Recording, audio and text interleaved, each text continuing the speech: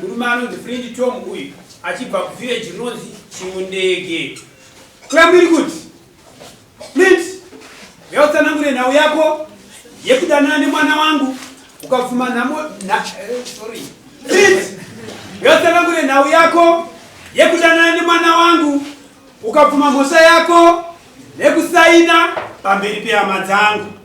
Flint, yautsanangure nhau yako yekudanana nemwana wangu ukavhuma mhosva yako tikasainirana pamberi pehama dzangu. Nauyo makurukota waita basa secretary washaka right zikatoni kana wase kuta tunaikuta uri pasiba ambuye ari nikupa kana ukuta uri nawe kasunungu sarowe zeinana sasa namwe makasunungu mkomana murumu yanonzi Finzi ndipoti pakadana nemwana wangu akafuata ngodana naye 2 weeks. Ndaiti mwana wangu ndikamuti pakatangodana na Finzi ndichimwati iwe Omega murumu anogara kupi? Ndikanzi mama amina anza rukumbira masawu. Ndikati iwe Omega upenda kuchikoro uyu munhu mukuru ausi kuzviona here. Iye akanditi mama kana inasi kudana naye mwana achibhandirambi. So ndakabva ndaenda kuHarare ndashedzwa nemwana wangu kuti mama uyamutire bhegi ndanda kutumirai. Ndikati alright ndibva ndaenda iri Saturday. Ndaenda iri Saturday. Uyu ndakamuudza kuti iwe usapfa wakambobuda pano ini ndiri kubuda saka iwe ugara papi pamba. Saka akabvaudzwa namusisi wake wanoti sisi wake ichibati hande kuchechi kudotito. Saka ndobva auya kuno kudotito uko asvika kudotito kwekuye ndobva waonana naFinzi. Finzi ndobva amutora bvaenda naye mumota. Ndobva ati ngatimbotanda naye sisi wacho unobva wamusiya.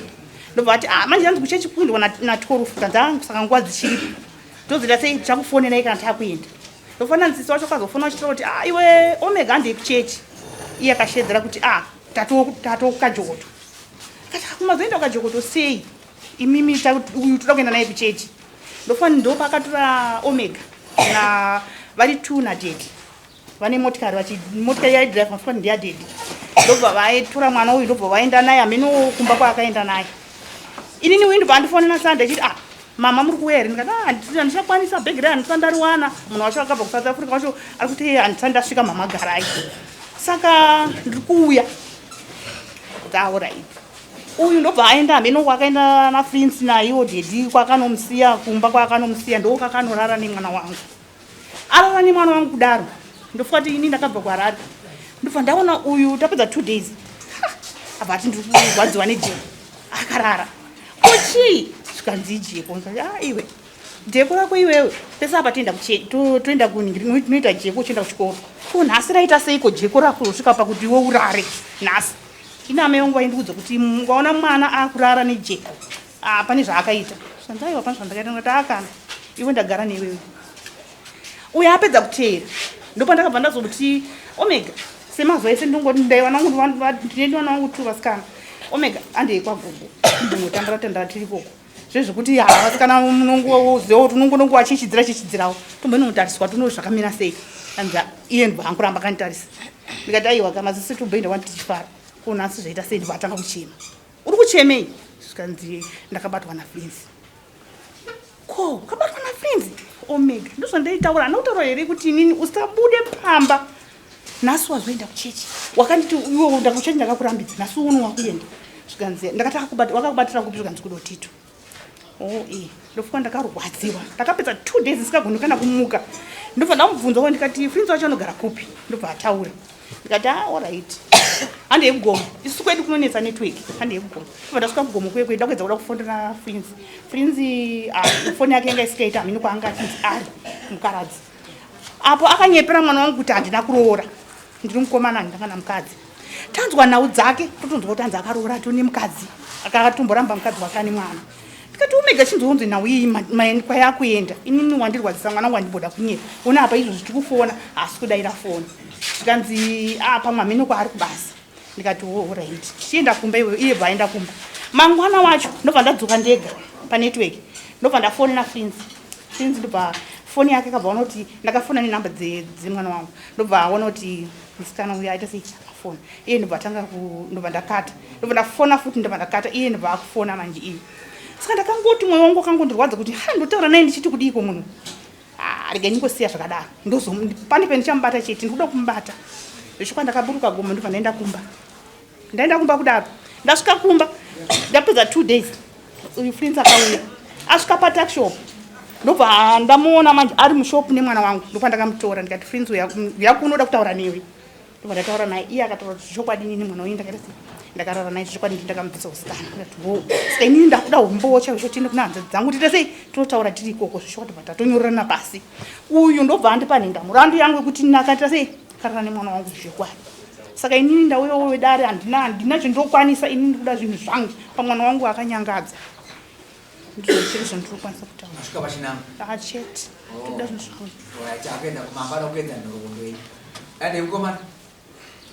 Pamusoro pemakumbo nyaya yekutaura naamai ava ndechokwadi ende kubvuma kwandikaita nyaya yakatakawirirana ende zvimwe zvotasainirana zvishuwa amai ava vakanditi ndoda 500 apanzire o amai muda chimuda ndata chindibaiwo 3 weeks zvishuwa first week ndakabva ndaenda kubasa ndaona mari yavo ndakadhedhi 160 ndakati adhedhi inini kuti ndiende kwazambezi kwandiri azviite sei azviite no imari uite sei uende nayo kufunga kwape kutsvaga mari Yanga yasvika zvake.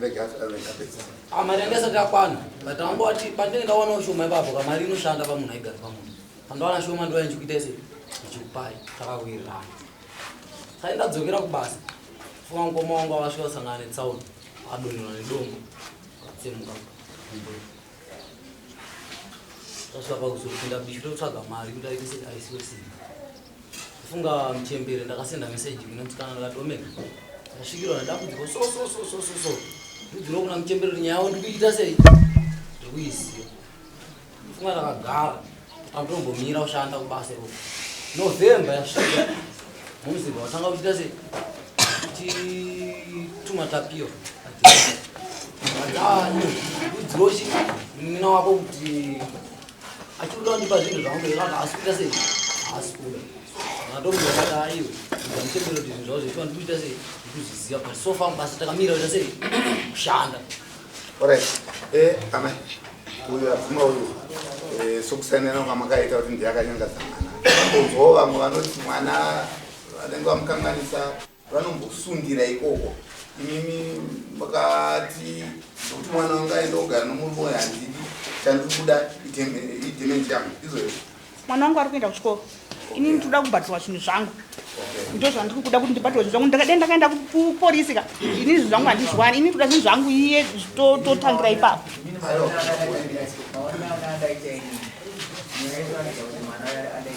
iyi ndizvozvo 16 years 16 years mwana ane 16 years akuenda kuchikoro ari form 3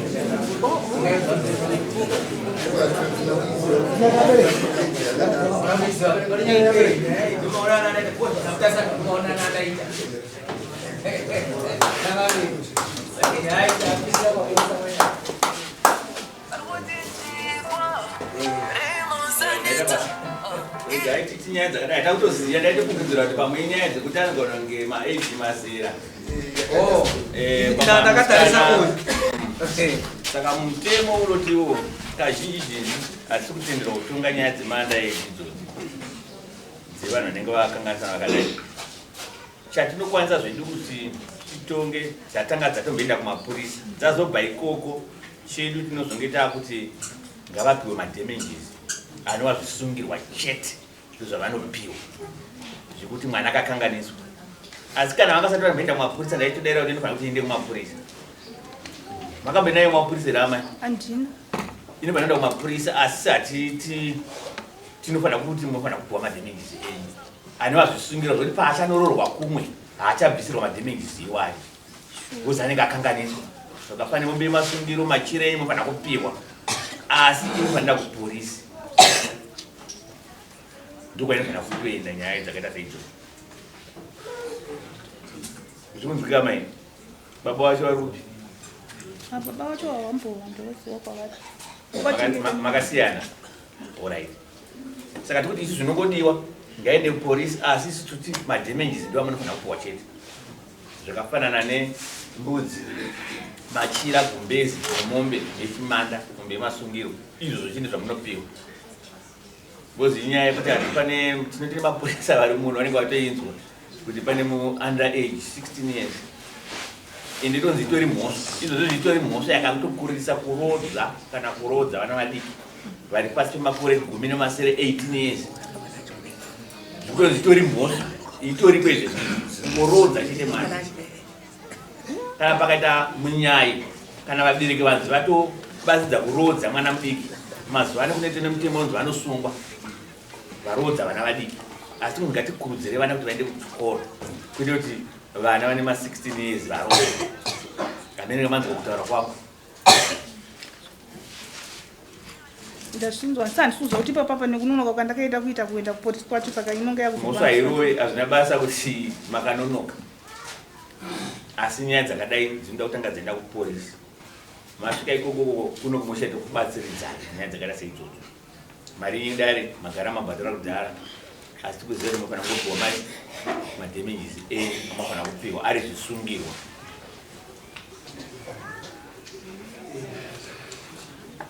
Zvikunzwika. Nengi nyaya dzakadai siwe panenge wakagara wakadzigadzirisa dzisina mbiri dzambosvika pasi padzasvika ipapo. Bakazoona dzine under age chete magara matodzigadzirisa paka dzaakuno nemaziso dzatomo vanhu dzakuzikana kuti pana nengi akakangasa mwana wevanhu. Idzi hadzina zvatoita kutogona kuita tiimiririre inenge yakutotinetsa. Pandatoda kudzigadzirisa wanga watonzi watoya kuno makadai vakagara pasi makataurirana ndakumufona asingatidayire. Saka iyi regaititi imi munogara kuti nyaya dzakadai so mune mapurisa munomu dzinototinetsa. Ndaifungidzira kuti yangada kubva yatongorekodi waitorepoti onzwa zvino zvinhu zvinokuzivira. Saka pora ichidziregira nyaya dzakadai so dzinopinda bhizi nazo.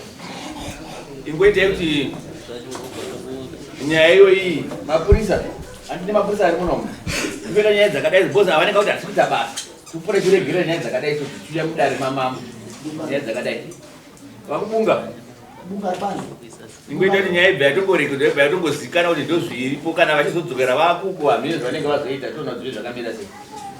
Dzinonetsa nyaya dzakadai so topinda nadzo bhizi mamwe yakunzi mambo vari kutonga nyaya dzemaanda age zvotobuda zvakufamba.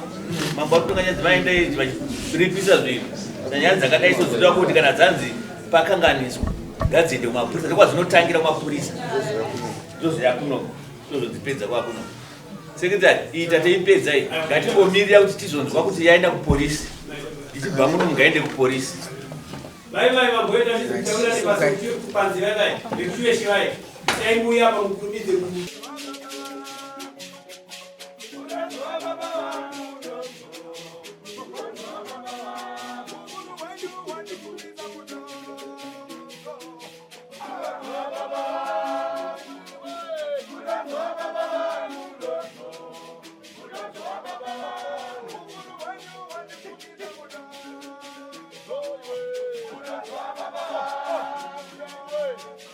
Baba.